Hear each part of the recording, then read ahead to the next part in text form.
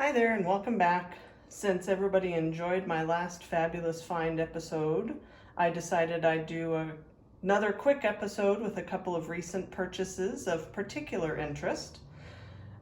We have here 4 interesting pieces. We'll start on the right with that bull.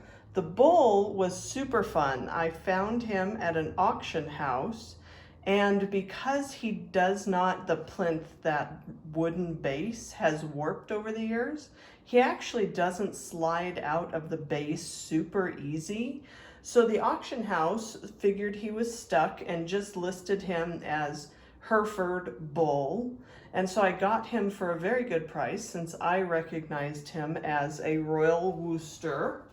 I'll turn him around a little bit. You can see he has the prize ribbon because he is actually sculpted after a prize bull. He is sculpted by Doris Lindler, who was one of the Royal Worcester sculptors. She did a lot of their horses and cattle and was a renowned sculptor for the Royal Worcester Company.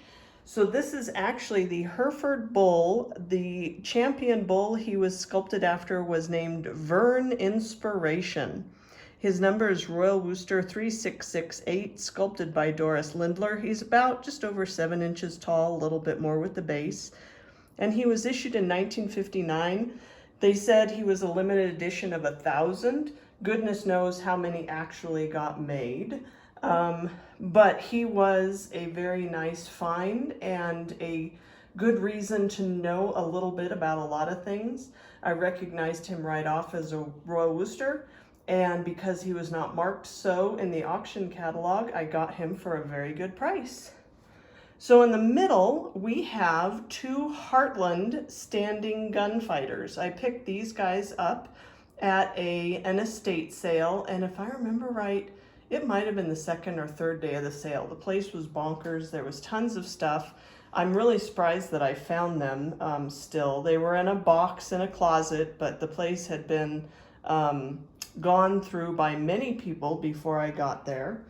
So Heartland Molding Company makes plastic horses, but they also made many different animals and Western horses and riders and these standing gunfighters.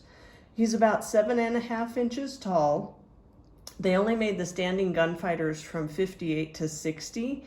And they're all after famous TV gunfighters of the era. Both of them still have their hats, which is cool. One has his gun. The other one has a rattle inside, which could be the gun, or it could just be the elastic. So as you can kind of see in the picture, their arms are popping off a little bit. Their arms are actually held on with an elastic rubber band, and over the years that rubber band kind of disintegrates. So theirs is still held in place, but as you can see, one guy's got his shoulder dislocated a little. But those arms do move up and down, and the rubber band's not super challenging. It's a little technical, but you can replace them and make them look good as new. They're both in good condition, and I think the reason that they may have still been there is because the mark is exceptionally hard to find. It's actually like almost in their armpit on the underside of their arm. It's marked Hartland Plastics. So the guy on the left is Brett Maverick. He was made from 1958 to 1960. And the guy on the right is Dan Troop. He is the official Marshal Dan Troop from the Warner Brothers production Lawman, starring John Russell as Dan. He was only made from 1959 to 1960, so he wasn't quite as popular as Brett, but they are both quite valuable. Another reason that it's good to know a little bit about a lot of different things. I recognize them immediately. They're the heavier tenite plastic, as opposed to that lightweight styrene that some Heartlands can be made of. I recognize the sculpting of them immediately. And both of them, the hats and the guns, had sifted down in the bottom of the box, but I dug around a little bit and was able to find those, and was very happy to find these guys. They're quite valuable, and I got them for a good price, so I was pleased. Then on the left, he is a Dodge Inc. Metal Cowboy and Horse, sculpted by Gladys Brown. So Gladys Brown was a super famous horse sculptor and designer. She worked with the Kellogg's Arabians and did a bunch of different mediums, but her sculptures are hugely well regarded. This piece is unsigned, so it's another case that you just have to know. I'll turn him around a little bit so you can see the great design and detail of this horse.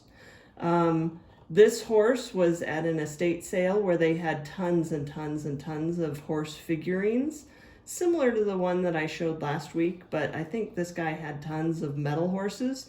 Most of them were nice, but not amazing. But this piece definitely stood out. Anything sculpted by Gladys Brown, made by Dodge Inc. is super, super collectible. Dodge made trophies and other metal pieces from the mid 1930s through the late 1940s. A lot of them are not marked, not signed. You just have to know from the quality of the sculpture. This is actually in two separate pieces. He stands about 11 inches tall. The cowboy in the saddle is separate from the horse, and they're a little loose on this particular sculpture. And then he has the reins and the lasso that he's holding, made of a very thin, pliable metal. So again, these four pieces were things that were at places where they had lots and lots of stuff, but by knowing quality, by knowing sculptors, by knowing types, it really pays off, because you can pick the treasures out from amongst all of the other stuff that's there.